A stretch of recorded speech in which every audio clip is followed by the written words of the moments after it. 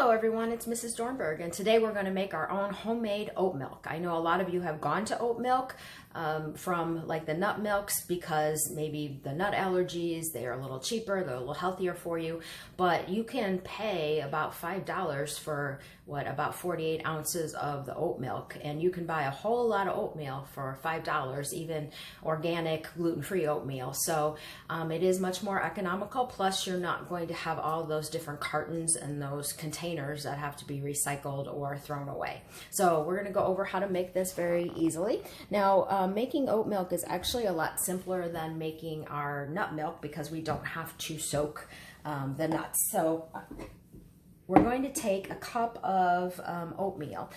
So I like to use old-fashioned rolled oats. So these are the big oats. I find that that gives a better texture. The quick oats tend to make it a little more slimy. I have tried soaking the oatmeal beforehand, and I find it's better just to use it dry. Then we want to take, for 1 cup of oats, we want to take about 3 to 4 cups of water. That'll depend on how creamy and how thick that you want it. Then you're going to put it into your blender, and you're going to blend that up for about 30 seconds. And this is where the issue comes in. If you blend it too much, the blender starts getting hot, and so it starts cooking the oatmeal, and so you get more of a slimy texture. So I find about 30 seconds on a high speed works about the best. So we're going to do that, and we'll be right back. Okay, so now we've done our 30 seconds of blending of our oats, so now we're going to get that out. Now you can use the nylon sack like we do for the nuts, but this is a really fine mesh, and I find that the oat particles are much smaller, and trying to squeeze that out, you tend to, again, get more of the sliminess, and it gets clogged up more. So I find the best thing for the oat milk is just a regular fine sieve. So you probably have one of these. Just make sure it's a fine mesh somewhere in your cabinet. Make sure it's nice and clean, and then put it over something to, hold that. So now we're going to take that liquid, and then you'll just pour it through that. And for the most part, you can see that that's going to come pretty easily. We don't even have to do much work on that, and we get a fine layer of all of that oat pulp. And then you'll just pour this into your jar. And then you'll finish that off. Now, a little bit of the particles will get in there, of course, some of the the oat particles and the fine, but even if you look on a regular carton of oat milk, you have to really shake it because things settle on there quite a bit. So you don't want to push too much on here because, again, you'll get that slimy feeling. Now this pulp that's left is a little different than a nut pulp. A nut pulp is very dry, and we can like put it in, make a cheese or make a cracker. This is going to be a little more thick, like oatmeal is.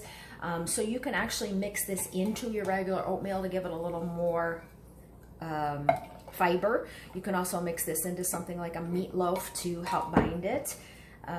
So there's a lot of different uses for this, but it is a little different than the nut pulp that we have. So there we have our beautiful oat milk, and if you wanted to, you could put some vanilla in there. If you wanted to sweeten this, I would rinse out your blender container, put it back in there, and blend it up with maybe 1 or 2 regular dates would be the best, or a little bit of maple syrup. Now this is still pretty emulsified here, but because there's only oats and water in here, it will settle pretty quickly. So even within 10 or 15 minutes, you're going to have almost a clear liquid up here, and you're going to have a lot of sediment on the bottom. So make sure that you put it in a jar that you can shake, and before you use it, you want to shake that up. So if you want it thicker and creamier, just use less water to the 1 cup of oats. So hopefully you'll give this a try. It's very simple. 1 cup of regular rolled oats to 3 to 4 cups of water. Blend that up 30 seconds. Strain it in a colander or a sieve, and then you're ready to go. Now this doesn't have any preservatives, so I would recommend drinking it within about 3 days, or you could freeze it. Like if you're only going to use maybe freeze half of it, and then you can take it out of the freezer so it'll stay fresher for you.